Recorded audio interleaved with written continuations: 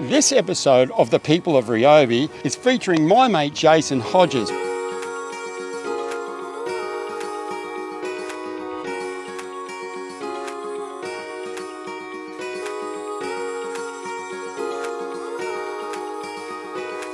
Well, here we are, the south coast of New South Wales. It's where you now live and love.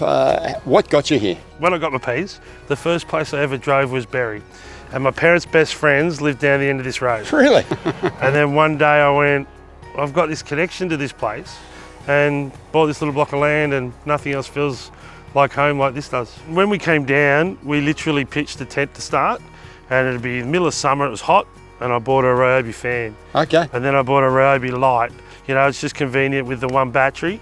And then one day I started building a little hut, and I brought down my tools and I didn't have a drill. And went, that's pretty good. And then I just kept the kit here. I love it. You know, and it evolved from there. And literally I prune these now with the Ryobi hedger because I find it lighter.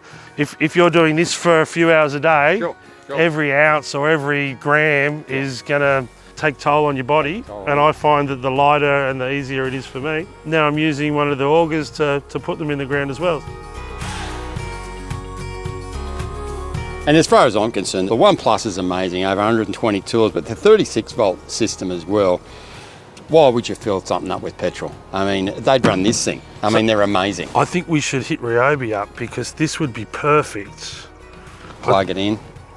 Your dad was a brickie. How did you choose landscaping, horticulture, that sort of thing? Well, he's 87, and if he's watching this, you have to say my dad is a brickie. Right. Because he refuses to retire. He still does a little bit. I've never met a man like him. Really? Straight back, strong arms for a bricklayer is incredible.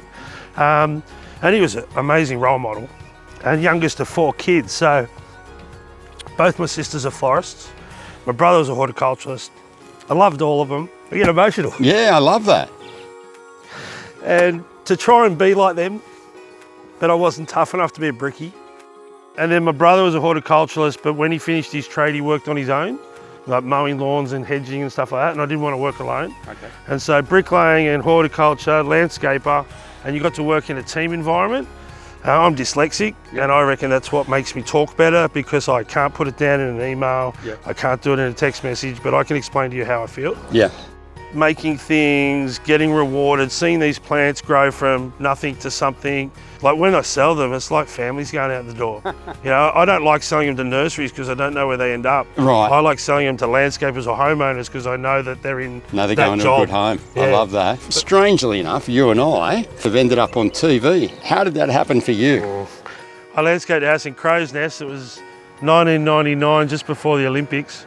Scott Cam, you might have heard of him. Sort of. He was the builder, and Jamie Jury, another bloke, was the garden designer. And the guy who owned the house, he worked for Don Burke. And he said, I've got a camera crew coming over on Friday Arvo.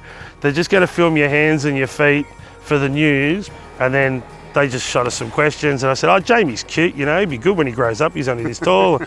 Scotty's Cam fought with my dog, and we mucked around. And that was the start of Backyard Blitz. And the next year he rang me up and offered me a job, and it was 20 years of fantastic, you know, I think I went to 50 something countries. Wow. I got to enter the Melbourne Garden Show and I got to win it 5 times.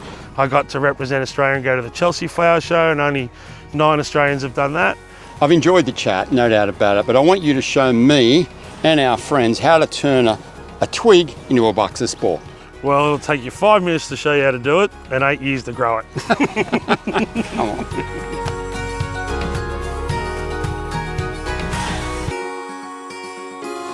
These are quite mature, mate. How old are these? Well, they started their life as a hedge at a mate's place, so they're due for a haircut. Now, you haven't got a hula hoop, so I'm guessing you're just going to do this by eye. I start at the bottom, Okay. and then the sides dictate the height.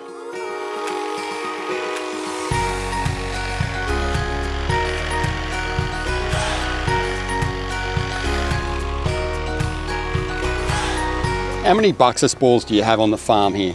Last count was about 7,000. So that ranges in sizes from, you know, as big as my finger to my hand. And then I go up to about 1.2 metres round, and they're about 10 years old.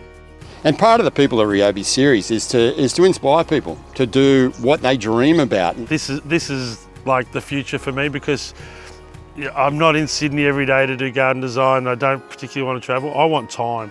The compliment that I take is when people pull up, I've got the little Ryobi radio on, the dog's either asleep in the car or at my feet, and I'm pruning away, and they go, "You call this work?"